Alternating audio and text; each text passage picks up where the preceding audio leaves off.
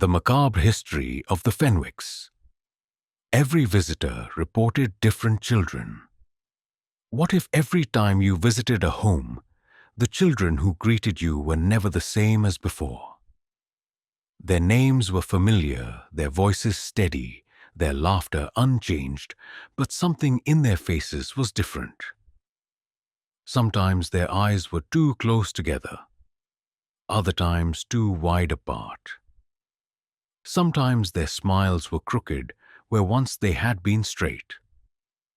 Visitors to the Fenwick estate carried this uneasy truth with them, whispering to each other but never daring to speak it aloud.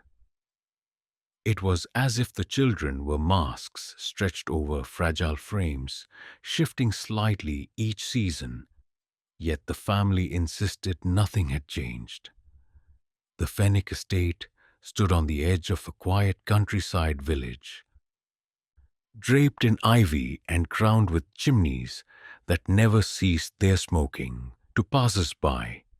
It was a grand symbol of prosperity, a house where laughter spilled from the windows and well-fed children played under the trees. Mr. Fenwick was a doctor of respectable name, traveling often to care for the sick, and Mrs. Fenwick was known for her devotion to the church, hosting gatherings where she preached kindness and charity. They carried themselves with dignity, and no one wished to be rude by suggesting the odd unease that followed every visit to their home. And so, the silence thickened year by year, a silence that suited the Fenwicks well. The children themselves appeared normal enough at first glance. They ran, they sang, they played with toys like any others. They greeted guests politely and answered questions with practiced smiles. But when one looked closer, a disquiet lingered. A boy, who had once been shorter than the garden fence, returned taller the very next season, his voice too low for his age, his eyes the wrong shade of blue. A girl who used to limp now walked with perfect grace, but her hands trembled as if she had learned how to walk again. Visitors would laugh nervously, telling themselves children grow quickly, that memory plays tricks, that perhaps it was the adults who had mistaken one for another. Yet in the quiet of night, the thought returned. They were not the same children at all. The Fenwicks encouraged such illusions. They reminded their guests that children blossom, that bodies change, that scars vanish when fed and clothed well. Mr. Fenwick would speak of medical miracles, how nourishment and discipline restored health and vigor.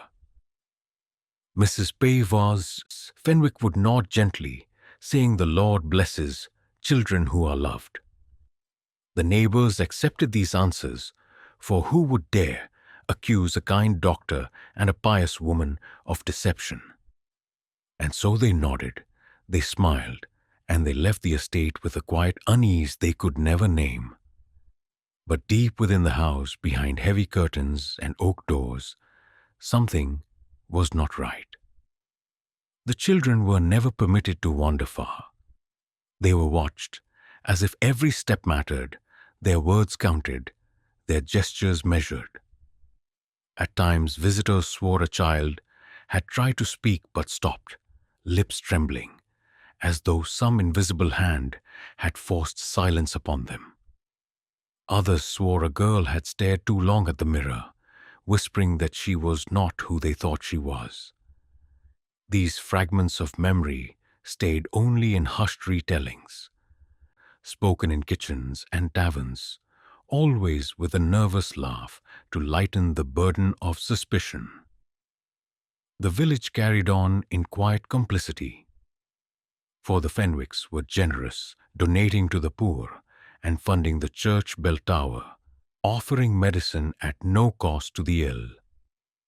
Their influence wrapped around the community like a gentle rope, binding it in gratitude, leaving no room for distrust. And so, though mothers whispered to each other that the Fenwick children's smiles never quite reached their eyes, and though fathers admitted unease when shaking the boy's oddly cold hand, no one spoke against the family. Evil thrives best when dressed in respectability, and in this village, it wore the Fenwick's faces. There were stories told by travelers who stayed a night at the estate. One claimed he saw two versions of the same child, one standing by the stairs, another peering through the window outside. Another swore he heard a girl's voice humming upstairs, though all the children were gathered in the kitchen. Such claims were dismissed as drunken exaggerations, yet they lingered in the memory like cobwebs that could not be brushed away. The children themselves seemed aware of the shifting. They looked at each other with strange expressions, as if they too were trying to remember who had been there before. Sometimes they addressed each other by the wrong names and quickly corrected themselves, or they stood too close to strangers, staring with desperate intensity, as though searching for recognition that never came. And when guests left, they often carried the unsettling feeling that the children wanted to follow them, to escape the house's suffocating air. The Fenwicks never spoke of loss. No child was ever said to have died. No funeral was held. No grave dug on their lands. Yet there was always a new child in the house, one that replaced the memory of the last. When asked, the Fenwicks insisted it was the same child, only older, stronger, healthier. And though the names were the same, the bodies were never quite identical. No one dared to push further, for fear of appearing cruel or mad.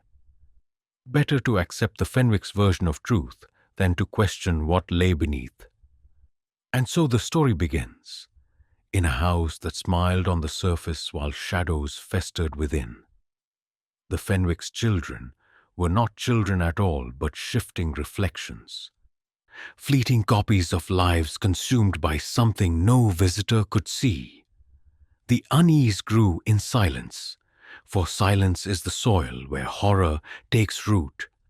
What if no child looked the same twice? What if every change was a sign of something far darker, waiting to be uncovered? The question lingered in the village air, but no one dared to answer it. The estate remained alive with its quiet, deceptive charm, the smoke rising from its chimneys, the laughter echoing from its halls. Yet beneath the surface, something watched, something counted, something replaced what should have been irreplaceable. And while the neighbors convinced themselves they imagined it all, the truth was already clawing its way upward, waiting for the day it would no longer be hidden. The Fenwick estate did not stand like other homes. Its walls were too thick, its corridors too narrow, its rooms arranged in ways that made visitors lose their sense of direction. The house was beautiful from the outside, framed by gardens and lined with elegant windows. But once inside, it felt different. The air pressed in, heavy and close, as if the walls themselves were watching. Every guest sensed it but explained it away, telling themselves it was the old age of the structure or the eccentric taste of a wealthy family. Yet the truth was buried deeper. This house was never built to comfort. It was built to conceal. The first thing visitors noticed was the silence. Even when children were present, even when laughter rang, the sound seemed muted, as though absorbed by the house itself. It was only much later, when records were uncovered, that people realized the walls had been padded from within. not padded like a palace of luxury, but sealed with layers meant to swallow sound. No cries could escape, no screams could reach the village. To the neighbors, the estate was merely quiet and refined. But inside, the Fenwicks had created a theater of silence, a structure where suffering could continue endlessly without disturbing the world outside. The cellar was the most disturbing part of the design. Guests rarely saw it, but those who stumbled close spoke of doors hidden behind panels, staircases that seemed to sink further than the foundation should allow. Once opened, the cellar smelled of damp stone and iron. It stretched further underground than any country home required, lined with corridors that twisted like veins, each leading to small chambers. Some chambers had hooks bolted into the walls. Others grooves in the stone where liquids had run down and dried in dark stains. There were no windows, no air beyond what seeped through the cracks. It was a place where time could stop, where a voice could vanish before it was ever heard. Upstairs, the house was no less strange. Rooms were built without purpose. Doors leading to walls, staircases that climbed into ceilings, long halls that ended in nothing but a single chair. The Fenwicks explained this as architectural creativity, a quirk of the builder. But behind these oddities lay intent. The strange turns and false rooms were barriers, distractions designed to confuse. No child could escape if they tried. They could run in panic, but they would meet only walls, locked doors, and endless circles that led them back into the hands of those who hunted them. Some rooms contained mirrors set at strange angles, bending reflections into distorted shapes. Others had floors that sloped just enough to make standing uncomfortable. These designs served no comfort, no beauty. They were experiments, places to break the mind slowly. A child placed in such a room would lose all sense of self. They would see themselves stretched tall, compressed short, warped into things that no longer looked human. Day after day, their own reflection became a prison, and whatever hope they carried would decay. The Fenwicks themselves explained none of this, but they lived inside it with ease. To them, the house was not a burden, but an instrument. Its silence was their shield. Its walls were their accomplice. Its hidden corridors allowed them to move unseen, to separate the children without raising alarm, to carry out punishments where no one could follow. To the family, the estate was not home. It was the body of their secret, a living structure that swallowed what should never have been allowed to live. Even the garden carried hints of design. While visitors admired the roses and the neat hedges, few noticed the strange mounds of earth that appeared and vanished, as if the soil itself shifted unnaturally. Children were often told to play near these mounds, where they dug and planted, unaware of what might rest beneath. Seeds were sown above ground where bones had been hidden below. The garden bloomed with deceptive beauty, its colors fed not only by rain and sun, but by something darker, something the soil should never have received. At night, travelers walking the lane swore they heard noises rising from the earth itself. Not screams, but muffled vibrations, low hums that seemed to come from the foundations of the house. They told themselves it was the wind in the chimneys or the movement of water beneath the ground.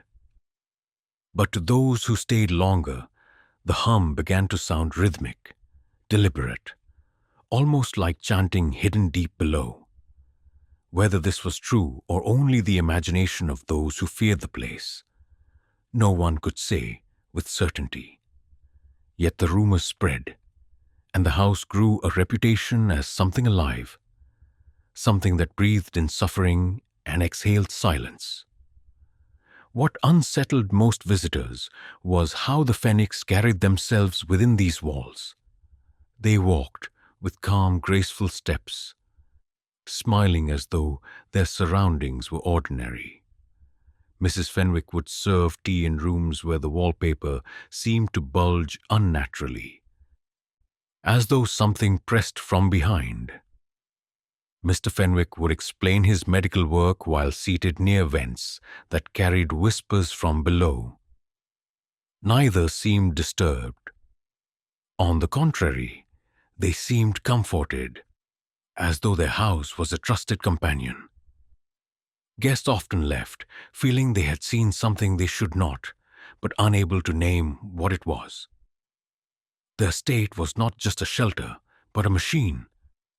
Every stone, every door, every hidden chamber served a purpose: to protect the Fenwick's secret and to ensure no sound of what happened inside ever reached the world beyond. It was a house built with one intention: to hide screams. And while the village slept under the illusion of kindness and charity, the house continued to operate in silence, swallowing voices, erasing lives, and preparing for horrors yet to come. The unease that began with the children now deepened into something heavier.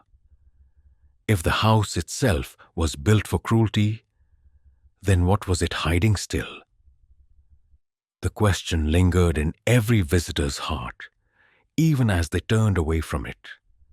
For evil is never content with walls alone. What was contained inside would soon press outward, and the world would not be able to look away forever. To the world beyond their gates, the Fenwicks wore faces carved from virtue. Mr. Fenwick, a man of sharp features softened by a physician's calm, was respected as a doctor whose hands could heal the sick when others had given up hope. He was the man summoned when fever swept the farms, when childbirth turned to blood and panic, when plague threatened to creep through the alleys of the village. He never refused to come. He never demanded payment from the poor. Families whispered blessings for him long after he departed, and so his name grew into something untouchable, a shield against suspicion. Beside him, Mrs. Fenwick was no less revered. Draped in modest gowns, her hair bound neatly, she sat in the front pew of the church each week and bowed her head as if she bore the weight of every soul in prayer. She visited the widows, the starving, the abandoned, leaving food and coins wrapped in clean linen. She spoke softly of compassion and faith, of sacrifice and duty, and her words seemed to carry a strange conviction that left listeners trembling with both gratitude and guilt. To the congregation, she was the example of piety, a woman whose charity proved that God's light still burned in the shadows of their weary world. Together, they formed the perfect image, a family blessed with wealth yet devoted to service, a couple who smiled at the town's children and pressed sweets into their hands, who funded the new schoolhouse and repaired the church roof when storms tore it open. They were admired, envied, protected. In their presence, no accusation could survive. But this mask, so carefully polished, hid a different truth. Behind the public kindness lay a hunger that had nothing to do with charity. The Fenwicks collected children the way others collected paintings or jewels. Their reasons were never fully explained. Some were said to be adopted out of mercy, taken from plague towns or famine-ridden villages where no kin remained.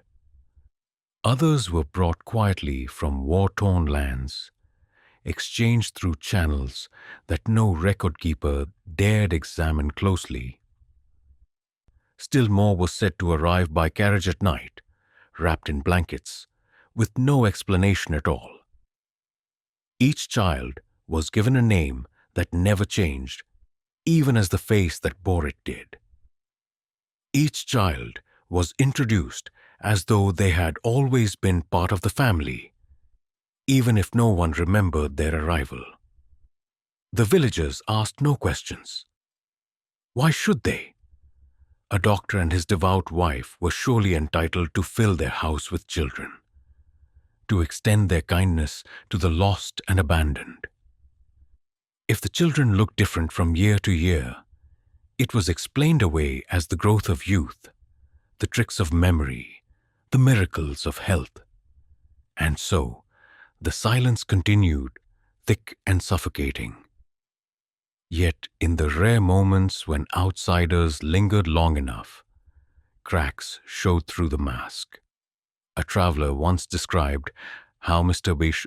Fenwick smiled too widely while bandaging a wound, as though the sight of torn flesh pleased him more than it pained him. A parishioner swore that Mrs. Fenwick's eyes gleamed strangely when she spoke of sacrifice, her voice trembling not with sorrow, but with something closer to joy. These were dismissed as exaggerations, the inventions of suspicious minds.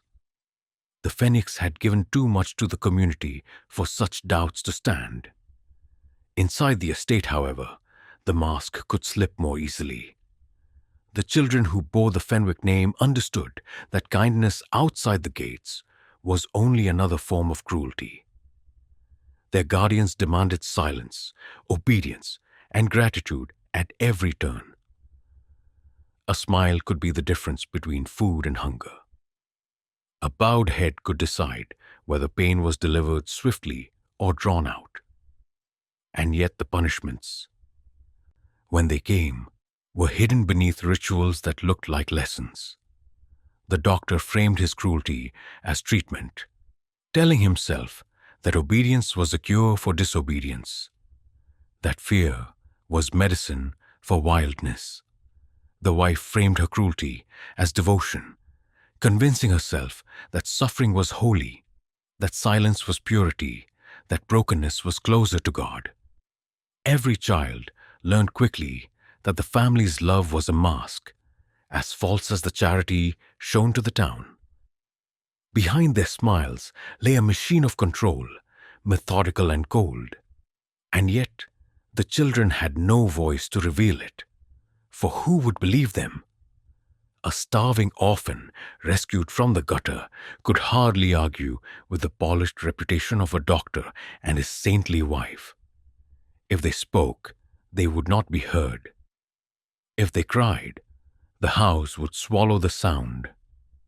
And so they endured, trapped between the innocence shown to the world and the horror lived in silence.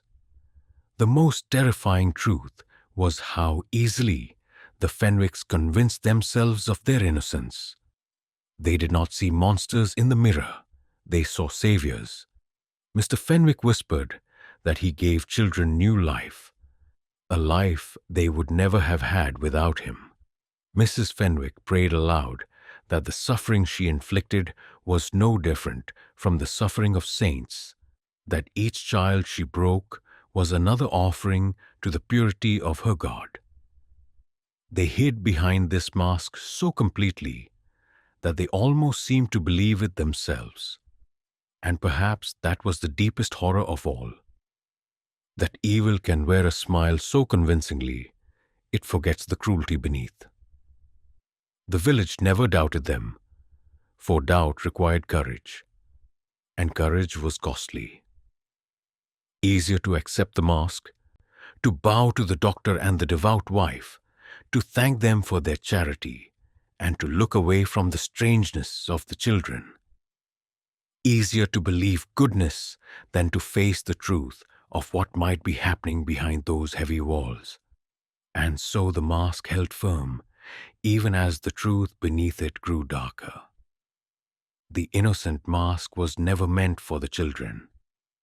It was meant for the world outside, a shield woven from generosity and prayer, polished until no stain of blood could be seen. But every mask cracks and every secret strains against silence. And already, within the estate's padded walls, the pressure was building.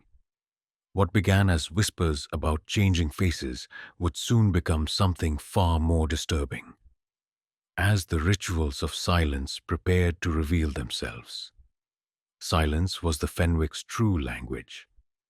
To outsiders, their home seemed filled with laughter and prayer, yet those who stayed long enough noticed that the sound was never natural.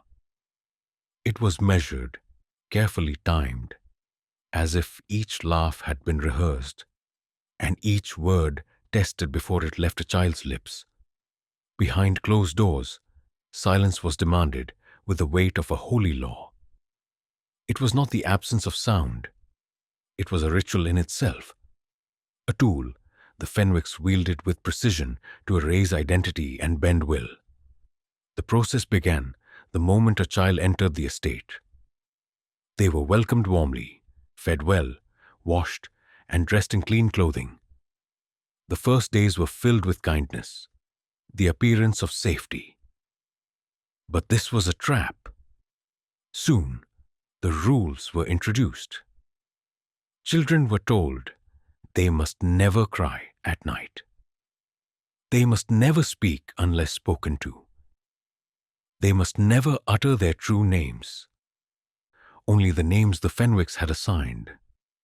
If they broke these rules, punishments followed, punishments unlike anything ordinary cruelty could invent. In the cellar chambers, Mr. Fenwick used devices of his own making.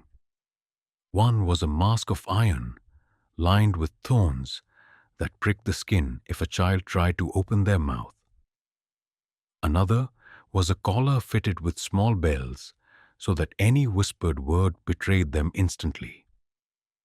Sometimes the collar was weighted, pressing into their shoulders until their bodies bent in exhaustion, teaching them that speech brought only pain. Each instrument was crafted not to kill, but to condition, to rewire the mind until silence became instinct. Mrs. Fenwick approached the ritual differently. She turned silence into a sacred act. Children were forced to kneel in candlelit rooms, their mouths covered with cloth soaked in bitter herbs that numbed the tongue. She whispered prayers over them, telling them that only through silence could they remain pure. Only through silence could they be close to God. She would place a finger to her lips and demand they do the same, holding them for hours in positions of prayer until their legs buckled. If they cried, she pressed her rosary against their lips until their skin bruised, whispering that God's children must learn to suffer without sound. The house itself was arranged to enforce the ritual. Doors creaked deliberately so no movement went unnoticed. Floors groaned loudly, warning of every step. Children were trapped in a world where silence was survival, where any noise might draw the Fenwick's gaze. And so, they learned to move like ghosts, to breathe shallowly, to swallow tears before they rose. They learned to disappear even while standing in plain sight. The cruelty was not always physical. Sometimes it was psychological, sharpened to the finest edge. Mr. Fenwick kept notebooks filled with observations. Which child resisted longest before crying? Which broke down quickest when isolated? Which learned to obey without question?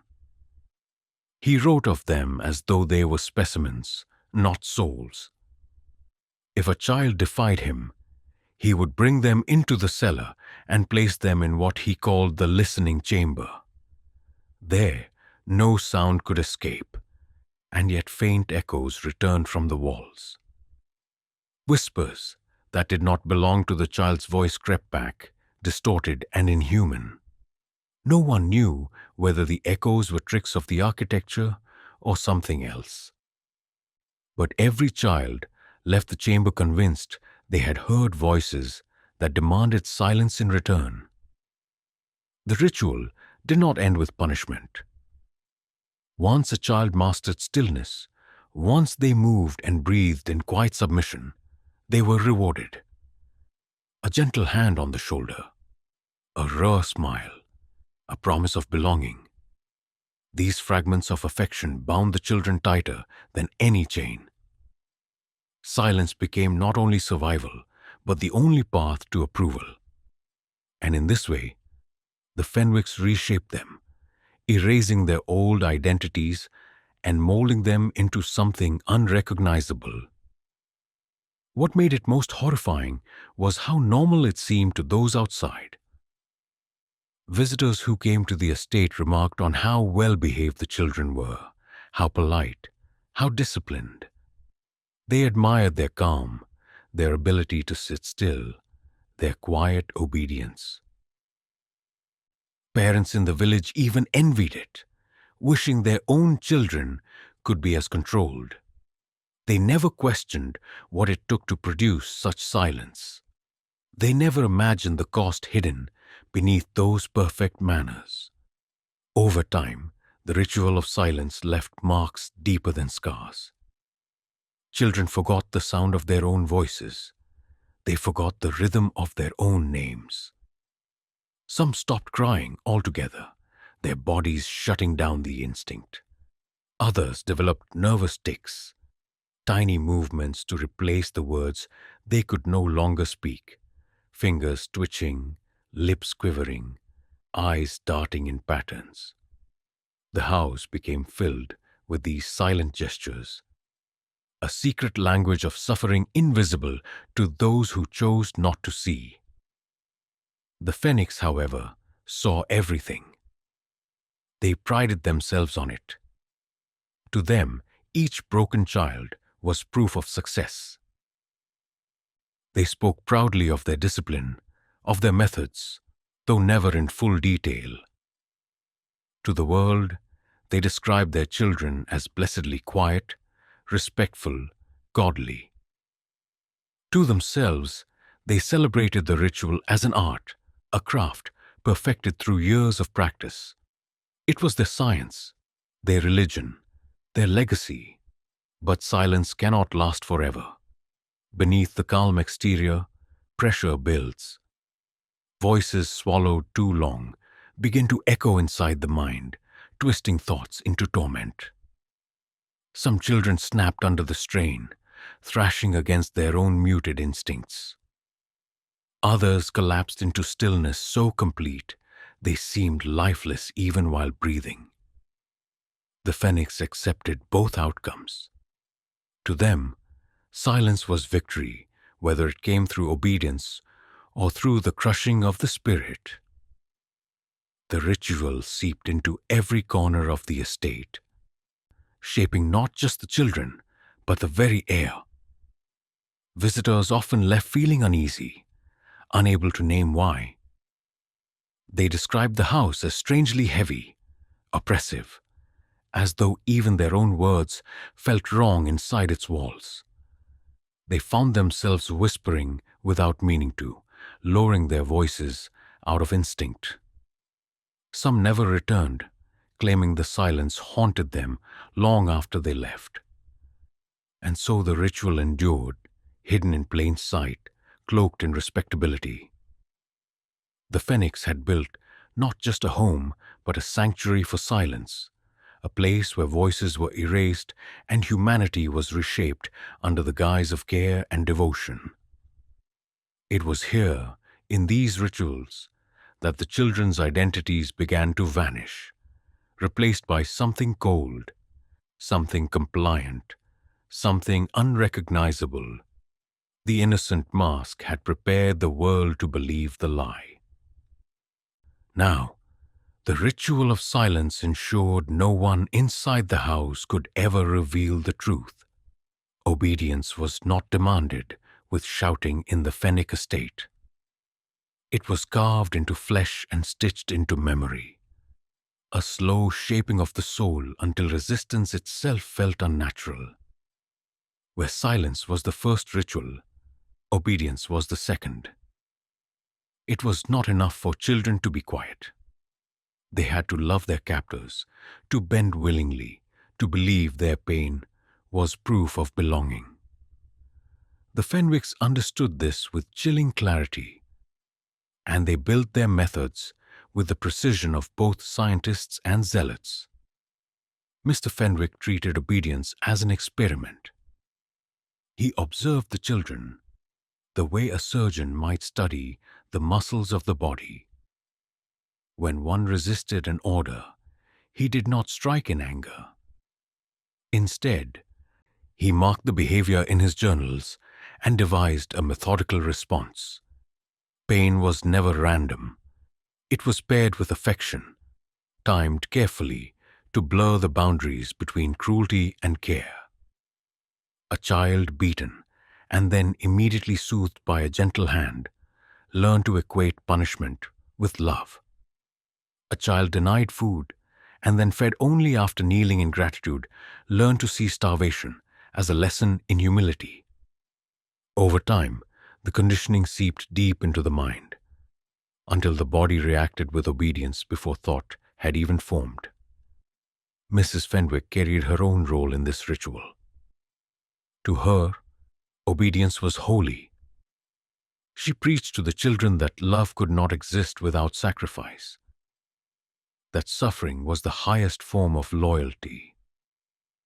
She would cradle a child after torment, rocking them as though she were their mother, whispering that their pain made them special. Tears became offerings, wounds became proof of faith. To her, each obedient nod was not only victory, but salvation. And though her touch was tender, it was laced with venom. The cruelest kind, because it disguised itself as care. The children learned quickly that disobedience was not punished only with pain, but with rejection. The Fenwicks had perfected the art of withholding affection. A child who resisted would find themselves ignored for days, starved not only of food, but of touch, of acknowledgement, of the illusion of love. This deprivation was worse than any beating. To live unseen, to be treated as though you did not exist, was to wither inside. When affection returned, it felt like sunlight after endless winter, and the child clung to it with desperate obedience, swearing silently never to lose it again. The obedience ritual did not stop with simple commands. The Fenwicks demanded proof. Children were forced to harm each other under watchful eyes, taught that loyalty meant betraying anyone but their guardians. They were made to kneel while another child was punished, forced to smile as though it pleased them. Some were ordered to whisper thanks after being hurt, to prove their obedience was not fear but devotion. The rituals blurred every line between right and wrong, until pain and loyalty became one and the same. The cruelty was scientific, but it was also symbolic. Mr. Fenwick often used tools that left patterns, burns shaped like crosses, cuts arranged in rows, bindings that imprinted symbols into the skin.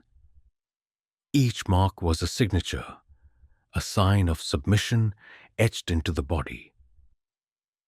The children were told that these marks were proof of their worth, that they belonged only to the Fenwicks. And though the scars faded, the lessons remained. Each time they looked at their own skin, they remembered who owned them. Visitors never suspected.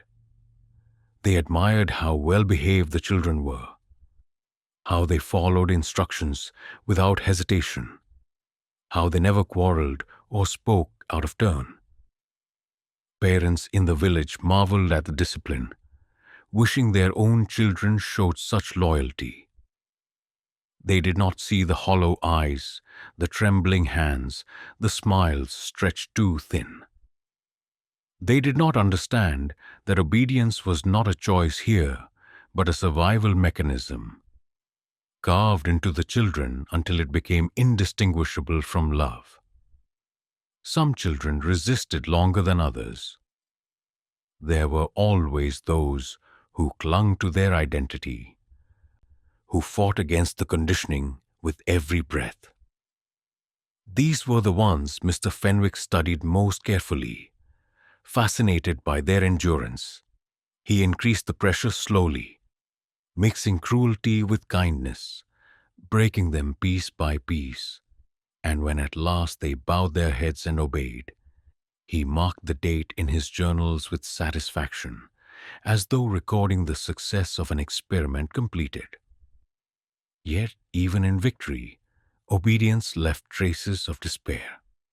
Some children became so conditioned that they no longer thought of themselves at all. They waited for orders to eat, to sleep, to move. Without instruction, they sat motionless, empty, like shells.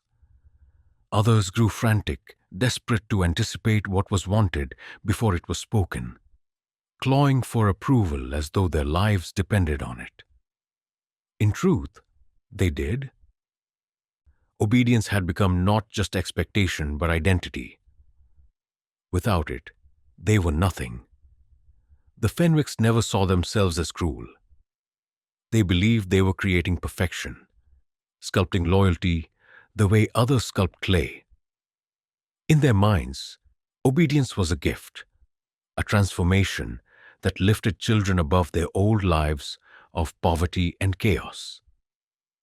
They convinced themselves that the broken eyes of their wards were signs of grace, that their bowed heads were proof of salvation.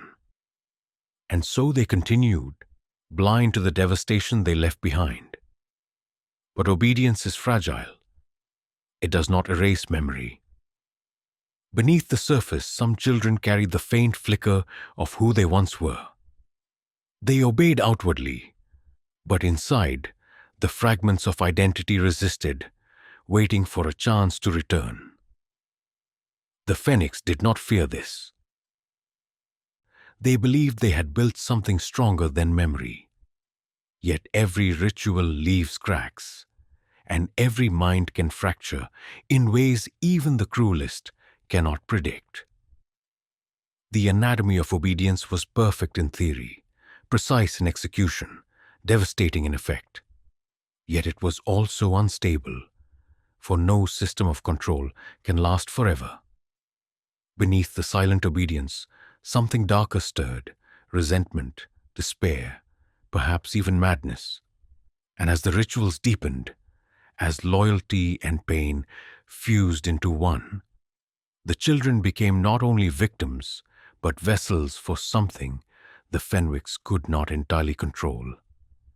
Death inside the Fenwick estate was never the same twice. It was not enough for the children to vanish quietly. Each end had to carry meaning. Each extinguished life shaped into a grotesque performance of symbolism and control. The Fenwicks did not kill in rage.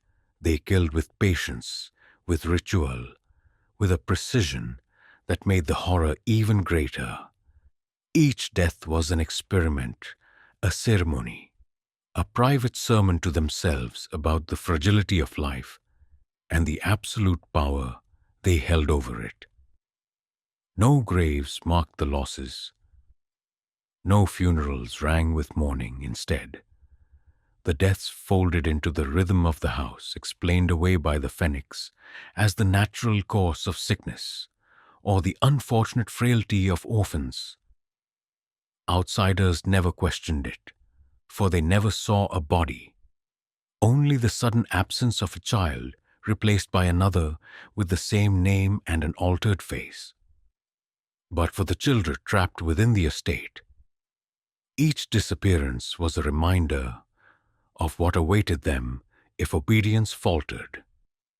Mr. Fenwick saw each death as a chance to test boundaries. He spoke often in his journals of reversals, of returning children to states they had left behind. One boy was buried alive in the garden, his body wrapped in roots, soil packed into his mouth until his final breath was smothered in earth. The doctor recorded it as restoring him to nature. Another was drowned in milk, forced to thrash and choke in a white pool until he sank back into the infancy he had been stolen from.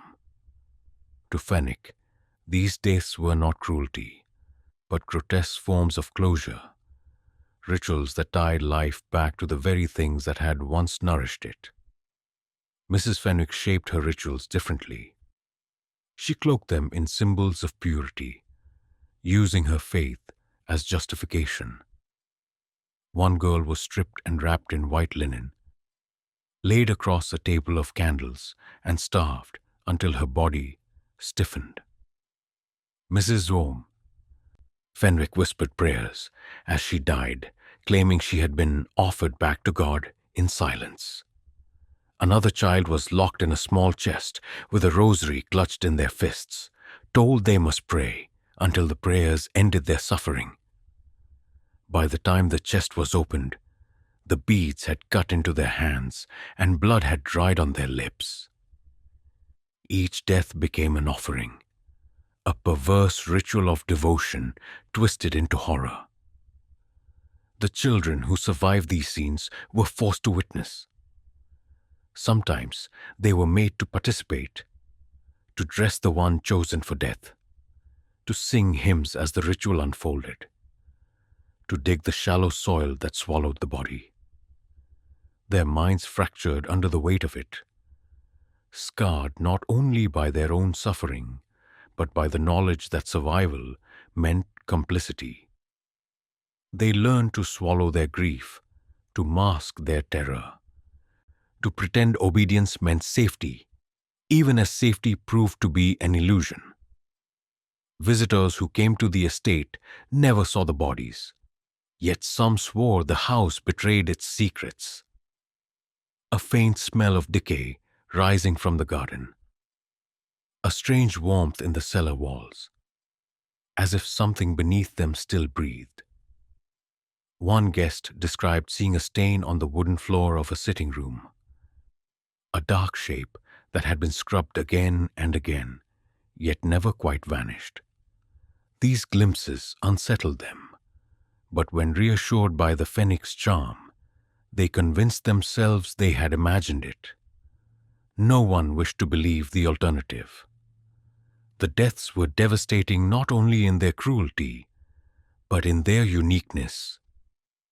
Each child's end was designed to erase them, to deny them even the dignity of being remembered clearly.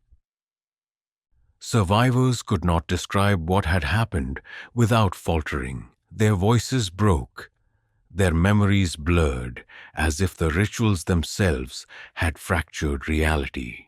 To speak of the deaths was to relive them, and so silence reigned, even in recollection. The Fenwicks took pride in this variety. They believed repetition was weakness, that true mastery required invention. To them, killing was not destruction, but creation, the crafting of final acts that carried meaning no one else could comprehend. They saw themselves as artists of suffering, sculptors of silence, their work hidden from the world but preserved in their minds like masterpieces never to be displayed. And yet, beneath their triumph, there lingered a truth they did not acknowledge. Each unique death left a unique scar on the house itself. The walls absorbed the memories. The soil soaked in grief. The air grew heavy with echoes. Visitors noticed without realizing, remarking that the estate always felt different, as though each time they entered, it carried a new weight, a new tension, a new shadow. What they were sensing was the accumulation of rituals, the layering of horrors, the transformation of the house into something more than stone and timber. It was becoming a monument to silence and death, built not in design, but in the repetition of cruelty.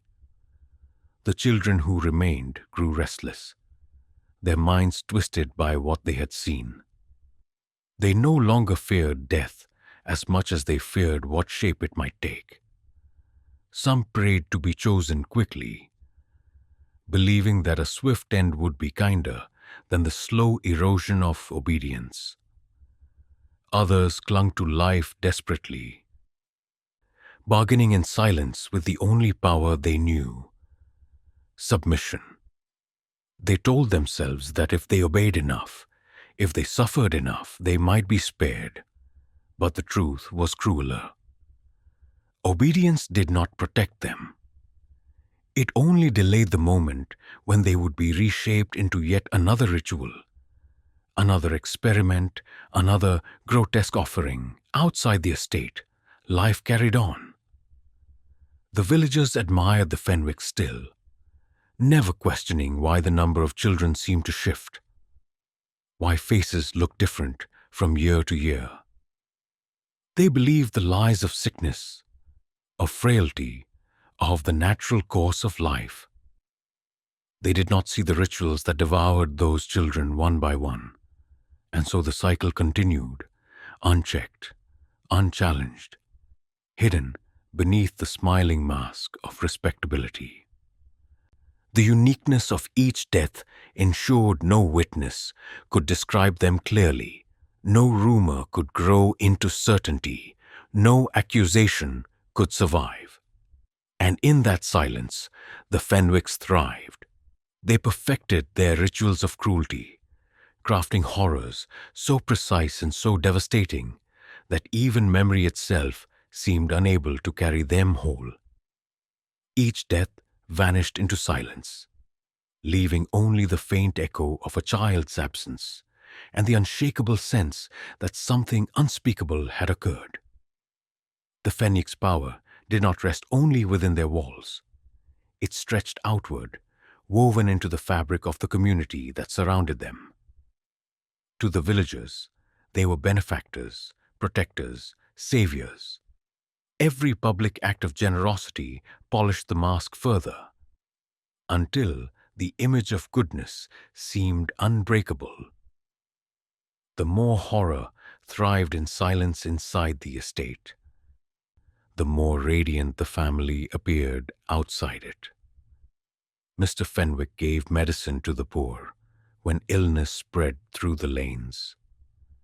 He set broken bones for farmers who could not afford a doctor's fee, leaving without ever asking for payment.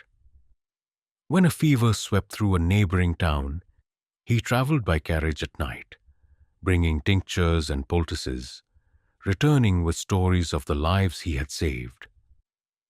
Mothers pressed his hand with gratitude, fathers bowed their heads, and the community swore that no kinder man had ever lived. Mrs. Fenwick was no less adored. She moved through the village like a quiet saint, leaving baskets of food on doorsteps, sewing garments for children, paying rent for widows on the verge of eviction. She organized church gatherings, raising funds for missions abroad, her soft voice stirring both devotion and guilt in those who listened. She spoke of sacrifice, of charity, of the moral duty to care for the lost, and the congregation believed every word. To them, she was the heart of the community, the gentle force that reminded them of God's grace in hard times. Together, the Fenwicks built a reputation no one dared question. When villagers whispered of unease of children who seemed different each time they visited, they silenced themselves quickly. To doubt the Fenwicks was to insult the very people who kept their town alive, and who would dare accuse a doctor who saved lives or a woman who fed the starving of cruelty. Suspicion was not only unthinkable, it was ungrateful. The community itself became a shield. Whenever rumors arose, they were buried in kindness. A farmer who admitted unease after seeing a boy with hollow eyes was reminded of the medicine Mr. Fenwick had given his wife. A mother who confessed she thought the Fenwick children looked strange was scolded, reminded of the clothes Mrs. Fenwick had sewn for her little ones. Gratitude became a weapon, turned against anyone who dared to look too closely. And so, funerals were held in silence. Children vanished, replaced, forgotten, and the community explained it away. The Fenwicks would sometimes sponsor small ceremonies at the church. Nameless coffins lowered into the ground with prayers. No one asked who lay within. No one asked why no parents wept. They told themselves the coffins held orphans claimed by sickness, their identities unrecorded, their deaths unremarkable. It was easier to accept this than to imagine what might truly be hidden behind the estate's heavy doors. The truth was that the community did not want to see. The Fenwicks offered them too much comfort, too much stability. Their charity became a kind of currency, purchased at the cost of silence. Every act of generosity dulled the edge of suspicion, making complicity feel less like guilt and more like gratitude. And so, the villagers became part of the ritual themselves, though they did not know it. By accepting the mask, by protecting it with their silence, they ensured the horrors inside the estate could continue without interruption. There were moments when doubt flickered. A traveling merchant once asked why no Fenwick child ever played in the village square, why their faces changed so strangely with time. His words spread like sparks, igniting unease. Yet within days, Mr. Fenwick treated the merchant's illness after a fall, saving his leg from amputation. Gratitude smothered the sparks before they could burn. The merchant himself sang the doctor's praises afterward, never mentioning his doubts again. The mask held. For the children trapped within, this mask was the deepest cruelty. They knew that even if they escaped, even if they stumbled into the village half-starved and begging for help, no one would believe them. Their neighbors would smile at them with pity and return them to the estate, convinced the Fenwicks alone could care for them. The children carried not only the weight of their suffering, but the crushing certainty that the outside world had already chosen its side. And so the mask of community endured, polished each day by charity and devotion, by medicine and prayer. It was a shield stronger than any lock, heavier than any chain. The Fenwicks had built not only a house designed to hide screams, but a society willing to ignore them. The village convinced itself it was blessed to have such benefactors. Blind to the fact that their blessings were purchased with silence, with blood, with the lives of children erased before they could even be mourned. But masks crack eventually, and when they do, the truth beneath them emerges sharper than anyone dares imagine. For though the community chose blindness, the house itself held memory, and memory never remains buried forever. Soon, the whispers of suspicion would return, heavier and darker than before, as if the estate itself demanded to be seen. There was a room in the Fenwick estate that no guest ever entered. A chamber hidden behind a wall disguised as a bookcase its door sealed so carefully that only those who lived inside the house knew it existed. The Chamber of Mirrors, as it came to be known later, was not meant for visitors, nor even for the children's daily suffering. It was reserved for something deeper, something ritualistic, something that blurred the line between punishment and annihilation. The chamber was small and windowless, its walls covered entirely in mirrors. But these were not ordinary mirrors, not the polished kind one finds in drawing rooms or powder tables. They were warped and angled, each cut to a slightly different shape, each bending reflections into distorted forms. When a child stood at the center, they saw themselves multiplied dozens of times, but never the same twice. One reflection was tall and skeletal, another squat and twisted, another stretched into grotesque parody. Their faces fractured and multiplied, repeating endlessly, each piece showing a different version of who they might be, or who they had once been. The purpose of this room was not physical pain. It was psychological erosion. The Fenwicks understood that identity could be broken more completely than bone. They would lead a child inside, close the hidden door, and leave them there for hours, sometimes days. In the silence of that mirrored chamber, the children began to unravel. They could not escape their own reflections. Every movement multiplied around them. Every tear fell from dozens of faces. The room whispered one message over and over again. You are not whole. At first, the children tried to resist. They closed their eyes, crouched on the floor, refused to look. But the Fenwicks had accounted for this. The floor itself was mirrored, as was the ceiling. Even with eyes shut, the children felt the endless reflections pressing in, surrounding them. Mrs. Fenwick would sometimes stand outside the door and speak through a slit in the wood, telling them to watch themselves, to recognize the sin of individuality. Every self is a mask, she whispered. Every self must be broken before purity is possible. Days in the chamber left marks deeper than scars. Children emerged with trembling hands and vacant eyes, unable to recognize themselves in ordinary mirrors. They began to flinch at their own reflections in glass or water, convinced they were seeing versions of themselves that were not real. Some even whispered that the mirrors had spoken, that the distorted faces had whispered back, commanding silence, demanding surrender.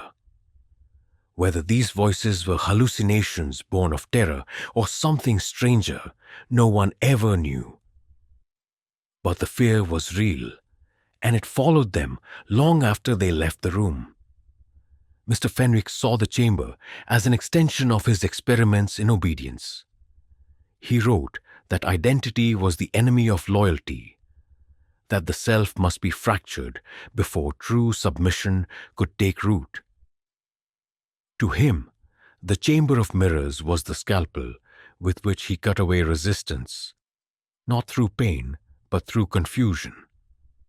By forcing the children to doubt their own faces, their own bodies, their own sense of existence, he created empty vessels.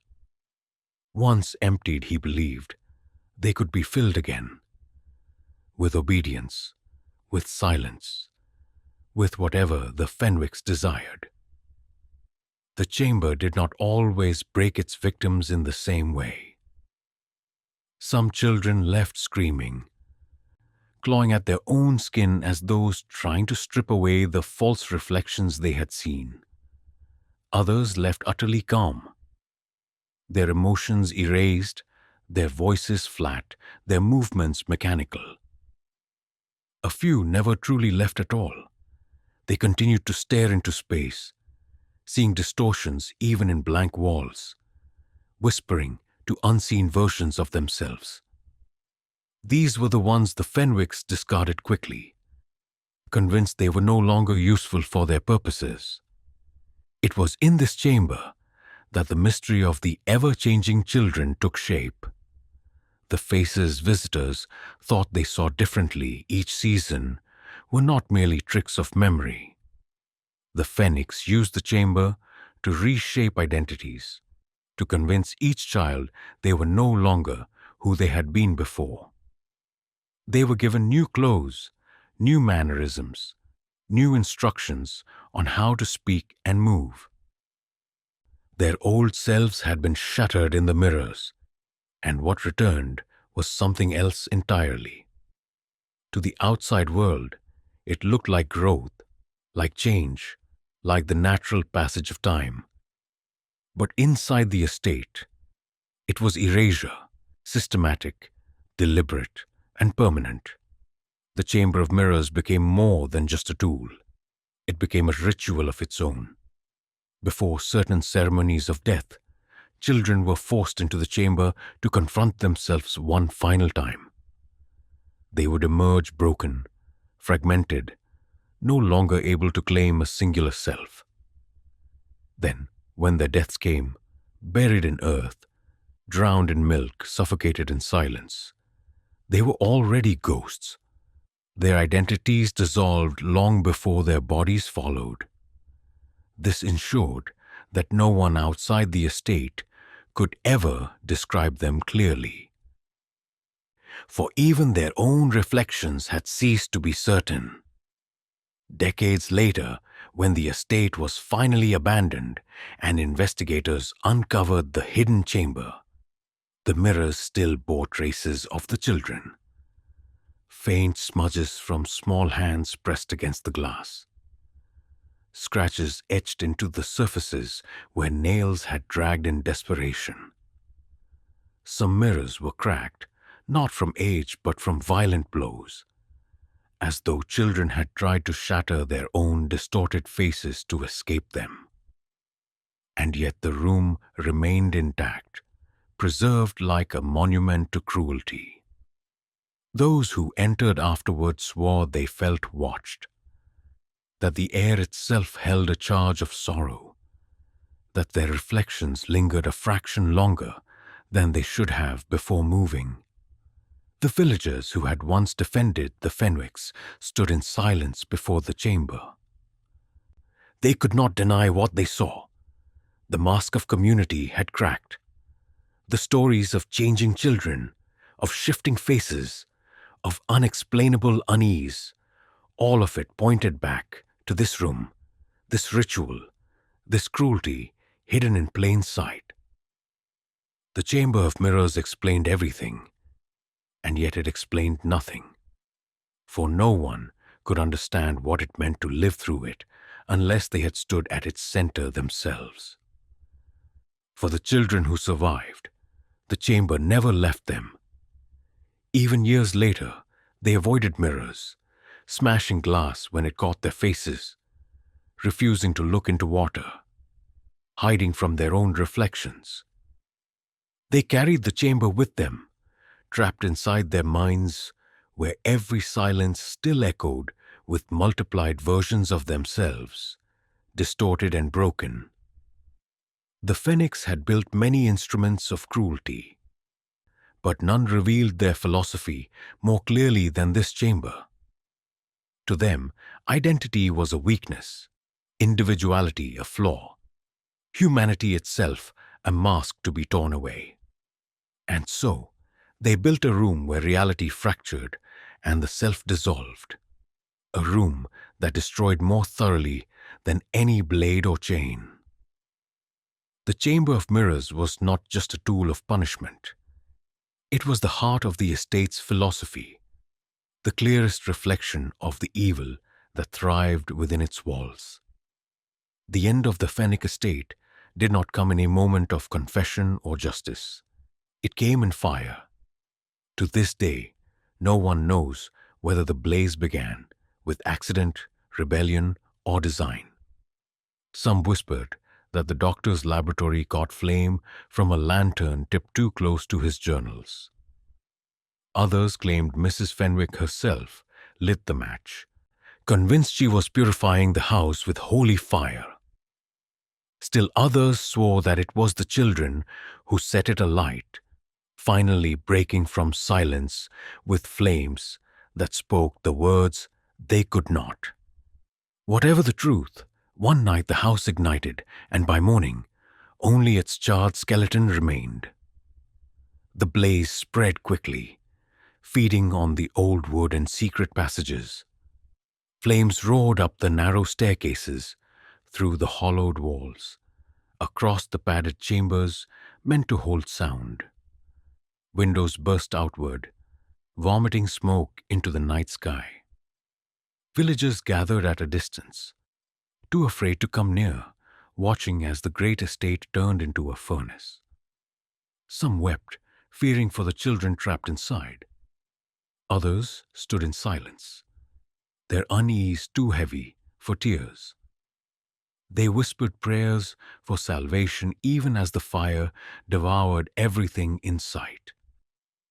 And yet, when the flames finally subsided and the smoldering ruins were searched, no bodies were found. Not of the Fenwicks, not of the children. The cellar chambers were blackened but empty. The chamber of mirrors had cracked in the heat, but no remains lay among the shards. The garden was churned with ash, but no bones surfaced from beneath the earth. It was as though the fire had not destroyed bodies, but erased them, swallowing them whole. The absence became its own horror. Without corpses, there could be no certainty, no closure, only speculation.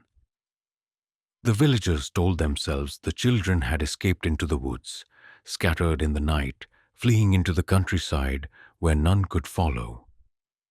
Some claimed to have seen them, pale figures slipping between the trees, their faces half-formed, their eyes hollow, their movements strange. They said the children no longer spoke, but only stared, their silence heavier than before, their gazes unblinking. Farmers swore they glimpsed them at dusk, standing by fence posts or watching from the edge of fields, vanishing the moment they were approached. Whether these sightings were true or born of guilt, no one could say. As for the Fenwicks, they vanished entirely. Their names disappeared from records, their fortune dissolved into nothing, their lineage untraceable. It was as though they had been swallowed with the house, leaving behind only smoke and suspicion. Some believed they perished in the fire, their bodies hidden so completely that nothing remained. Others insisted they had escaped with their surviving journals, carrying their rituals to begin again elsewhere. Still others claimed something more supernatural, that the house itself consumed them, taking them into its walls in exchange for the decades of silence it had held. The ruins of the estate lingered for years, a blackened husk no one dared rebuild. Grass grew over the stone foundation, ivy crawled over the charred remains, and the land seemed cursed. Travelers avoided the path that passed near it. Villagers hurried by with lowered eyes, unwilling to glance at what was left. Even the birds seemed to avoid it, the trees around it standing strangely bare, as if the soil itself rejected new life. The estate had become a wound in the landscape, a scar no one could heal. Yet its absence did not bring peace. Whispers of the Fenwick children continued, taking root as legend. Some said they wandered still, never aging, always changing, their faces never the same twice. Others said they had become shadows in mirrors, flickering just behind one's reflection, watching silently. A few swore They had heard voices at night, soft, fractured, multiplied, as though the chamber of mirrors still existed somewhere, echoing beyond the reach of the fire. The collapse of the house had not ended the story. It had only transformed it into something no one could contain.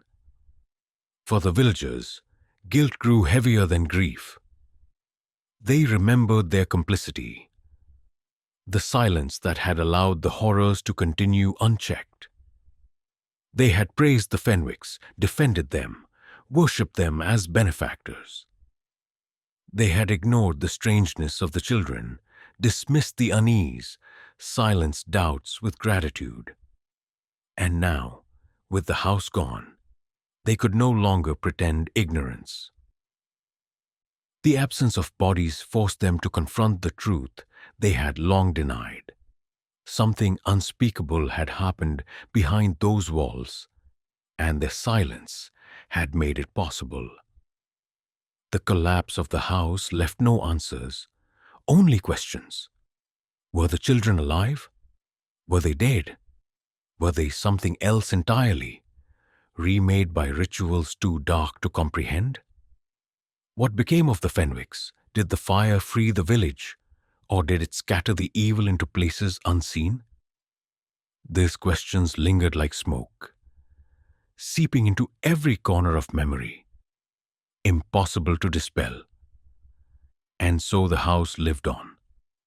Not in stone or timber, but in legend. Parents warned their children not to wander near the ruins, whispering that the Fenwick children might be waiting in the woods. Travelers told stories of lights flickering in the fields at night, as though lanterns moved where no one walked.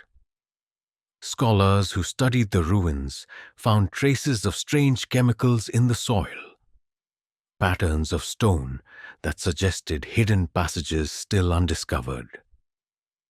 The estate's collapse had ended the physical horrors, but it had given birth to a myth that endured for generations.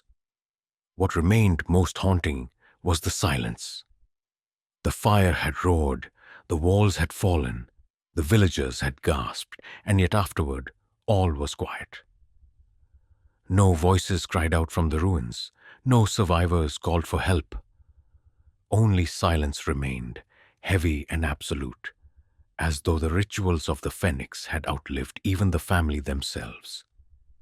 The silence spread into the village, into the land, into the memory of all who had watched the house burn. It became the final legacy of the Fenwicks, a silence so complete it could never be undone. The collapse of the house was not the end. It was only the beginning of the legacy that would follow, the legacy of absence, of unanswered questions, of horrors too deep to be spoken aloud. And from the ashes, the world was left with a truth it could never face directly. Evil can be burned, but it cannot always be destroyed. The ruins of the Fenwick estate did not remain silent forever. In time, fragments of truth emerged, confessions unsealed, testimonies whispered, records uncovered.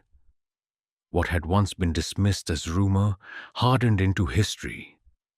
The fire had erased the house, but not the memory of what had lived within it. And though no bodies were ever found, the weight of absence forced the world to reckon with what had been allowed to happen in silence. Decades after the collapse, a hidden trunk was discovered in the cellar remains. Within it lay journals, brittle with age, written in the meticulous hand of Mr. Fenwick. They were not diaries of love or family, but ledgers of cruelty, cold and methodical. Each child was catalogued, their origins, their obedience, their silence. Every ritual was described in detached precision, stripped of emotion, as though he were recording nothing more than experiments in medicine. The drowning in milk, the suffocation in earth, the chamber of mirrors, all written down, stripped of morality, preserved as if for study. These pages became the first undeniable evidence that the Fenwicks charity had hidden something monstrous. Alongside them, letters surfaced from local officials. They revealed what many had long suspected. The community had known more than they admitted. Some officials had signed documents transferring orphans directly to the Fenwicks, grateful to be rid of the burden. Others had received donations in exchange for silence. Church leaders wrote letters praising the family's piety, even as they quietly arranged unmarked coffins. The mask of community had not been ignorance alone. It had been complicity. The revelations spread beyond the village. Reaching courts and governments, they forced uncomfortable questions about the treatment of orphans, about the ease with which children vanished into the hands of the powerful. Laws were rewritten, slowly, reluctantly, but permanently. Adoption required documentation where once it needed none. Orphanages were placed under inspection. Records were demanded, names preserved, guardianship monitored. The Fenwicks had thrived in the gaps of silence, and so society sought to close them. But no law could restore what had been lost. No inspection could unmake the horrors that had already lived and died behind the estate walls. The children's names, if they were ever known, had been erased. Their bodies, if they still existed, remained hidden. A memorial was built on the land, a simple stone carved with words but no names. For the children who were here, for the voices lost to silence. It stood as both confession and apology, a reminder that evil thrives not only in the hearts of the wicked, but in the silence of the many who look away. The villagers who had once praised the Fenwicks aged into regret. Some spoke in old age of their suspicions, of the unease they had silenced with gratitude. They confessed that they had seen things they chose not to understand. A stain on the floor, a missing child, a face that seemed different. They admitted they had loved the comfort of generosity more than they had feared the possibility of cruelty. And so their silence had been bought, paid for, not with money, but with convenience. The weight of that truth broke some of them, leaving their final years haunted by guilt. The Fenwicks themselves remained absent from history. No proof of their deaths was ever found, no graves marked, no lineage traced. Theories multiplied, that they had perished in the fire, that they had escaped abroad, that they had continued their rituals elsewhere under new names. Their absence became part of the legend, a reminder that evil does not always end with flames.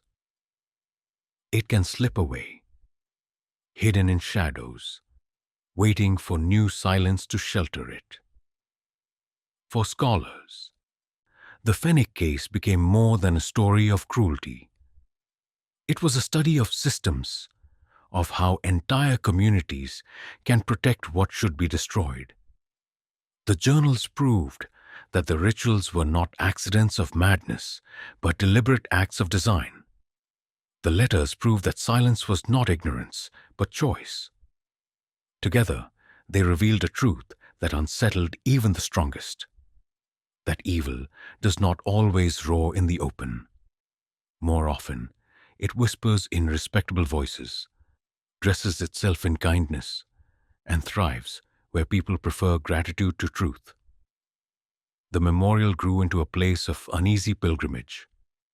People came to lay flowers, though no names guided them. Some claimed they felt watched among the ruins, that the air still carried the echoes of silence. Others said they could hear faint sounds in the soil at night, like whispers too soft to form words. Whether these were imagination, guilt, or something that truly lingered, no one knew. But all who visited left with the same heavy understanding. The Fenwick's legacy was not only death, but silence. The silence that made it possible, the silence that allowed it to endure. And so the house collapsed, but the story did not. Its ashes hardened into history, its horrors transformed into law, its silence carved into stone. The Fenwicks had erased the names of their victims, but in doing so, they left behind a legacy that could never be erased. A legacy that forced the world to ask the question it most feared. How often has evil worn the mask of kindness? And how often have we chosen not to see it? Evil does not always arrive with shouts and blood. More often, it comes quietly, clothed in gentleness, hidden behind the ordinary. The Fenwicks understood this better than most. Their story was not one of wild violence, but of silence sharpened into a weapon. They proved that horror thrives not in chaos but in calm, not in the shadows of forests but in the glow of respectability. Their philosophy was simple and devastating. If you wish to destroy, you must first appear innocent. What makes their legacy so haunting is not only the cruelty of their acts, but the method in which they carried them out. Every ritual, every punishment, every killing was hidden beneath a mask of order. They built a house to silence screams, created ceremonies to justify suffering, wove obedience and loyalty into tools of control. They never saw themselves as monsters.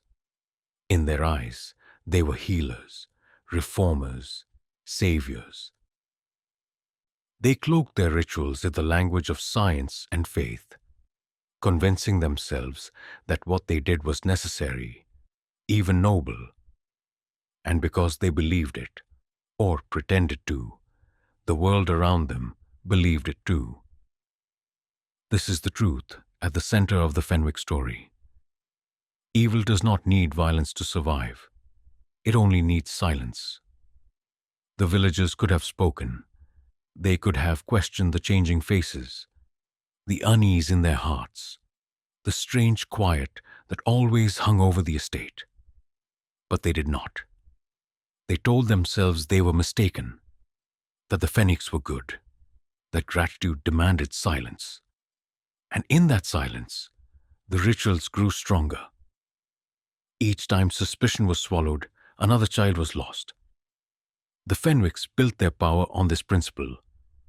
They taught children that silence was purity, that obedience was love, that suffering was holy. They taught the village that kindness excused everything, that generosity erased doubt, that respect must never be broken. It was a system of control that reached beyond walls, beyond rituals, beyond the children themselves. It shaped the entire community, twisting morality until good people became protectors of cruelty simply by refusing to see it.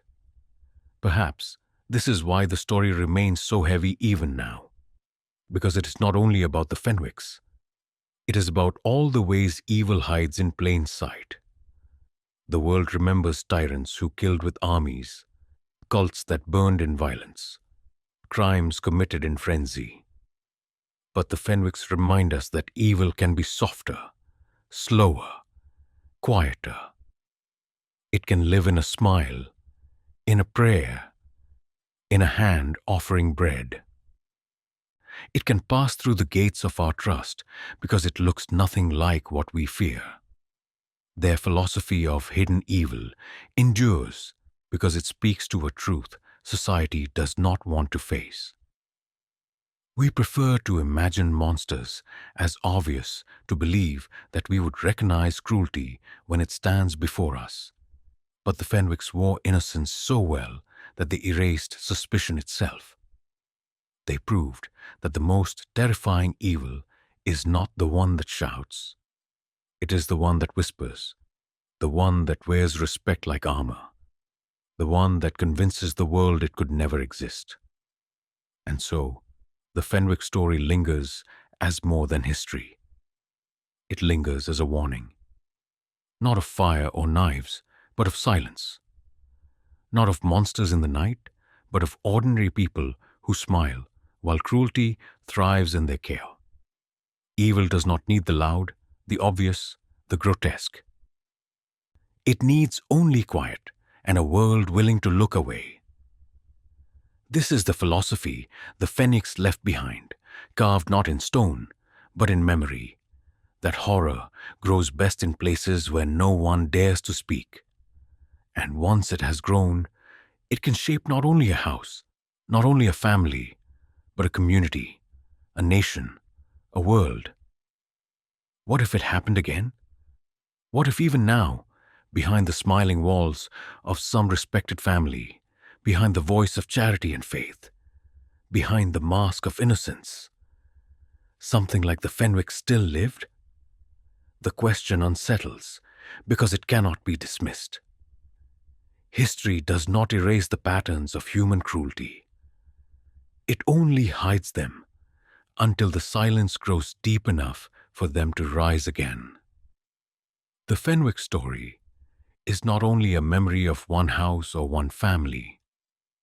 It is a mirror, reflecting how easily evil thrives when it wears the clothing of goodness. Their neighbors were not wicked people.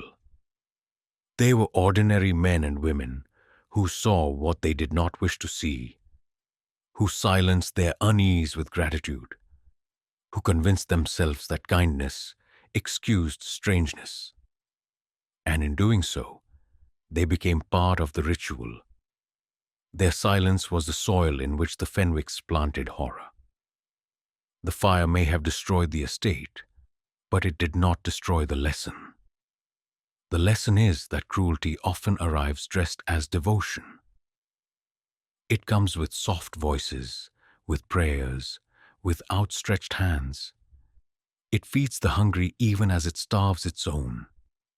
It heals the sick while breaking the innocent. It convinces the world it is incapable of evil, and in that conviction, it becomes untouchable. The legacy of the Fenwicks lives on not in the ashes of their home, but in the laws that were changed, in the memorial carved for nameless children, in the quiet recognition that communities can fail the most vulnerable when silence is chosen over truth. Their story remains not to haunt us with ghosts, but to remind us of the price of looking away. And now the question turns outward. To us, what do you think? Could it happen again? Could cruelty of this kind be hidden today, behind different walls, beneath different names, shielded by the same masks of respectability and kindness? Would we recognize it, or would we silence our doubts just as the villagers once did? The Fenwick story ends in ashes, but its warning endures. Evil does not need monsters. It only needs silence. And silence, as history has shown, is always waiting to return.